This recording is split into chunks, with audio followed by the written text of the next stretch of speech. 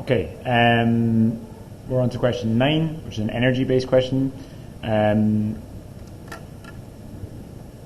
Be careful with this first one. Quite nasty actually, because they're expressing things in slightly awkward units, which is the kilojoule. Okay, you're first asked to calculate the kinetic energy of the aircraft. As ever, I'd suggest that you just start highlighting, doing something to allow yourself to remember the numbers and the things that you know. You know M, you know V here, and hopefully you can remember that our kinetic energy is half mv squared. We've got 40,000 kilograms, we've got 50 meters per second, so if you were giving an answer, normally this would be okay. Okay, this is our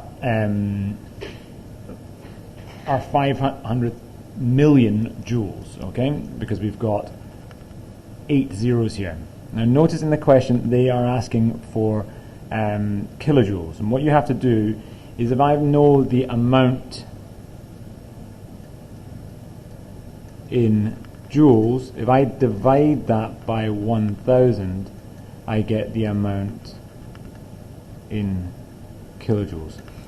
As I encourage you all the time, check the units, because the units are the bit that are going to drive you forward. In this case, it's a little bit awkward. If you write this big answer here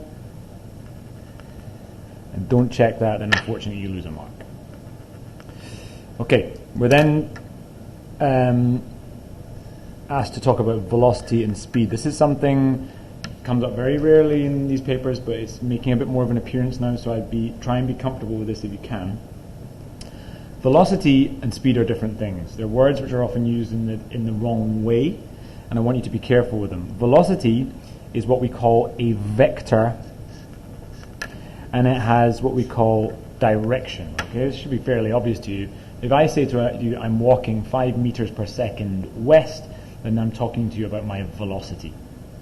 All right. Speed, on the other hand, is what we call a scalar, and it has no direction. So if I say to you, I'm walking at 5 meters per second, I am telling you my speed, not my velocity. It seems like a really pointless and annoying and stupid distinction. You could argue that. However, it is an important one in science, because we have quantities like mass, for example, which are scalars. You cannot have a mass of 5 kilograms up. You can only have 5 kilograms. However, acceleration, forces, velocities, etc., all have a direction, and therefore they're vectors. For you guys, from what I've seen of this course, velocity and speed are the main examples of vectors and scalars. Remember, this one is a vector, this one is a scalar. Remember, they start with the same letter as the quantity they are. So velocity v is a vector, speed s is a scalar. Last one, I hope this was fairly okay. I think this is a bit of a gimme.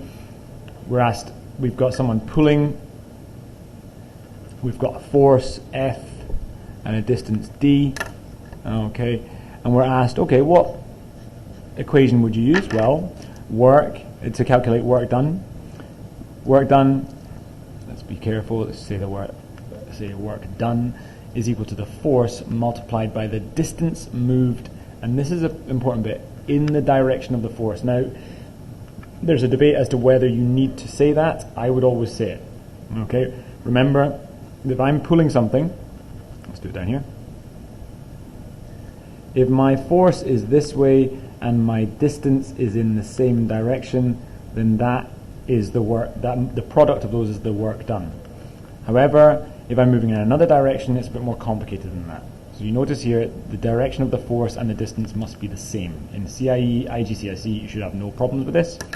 Okay, force times distance, we've got 15, we've got 150, nothing horrible with the units, other than the fact that you actually have to write them down. Rarely for your CIE, your 0654 paper, you must put in the unit.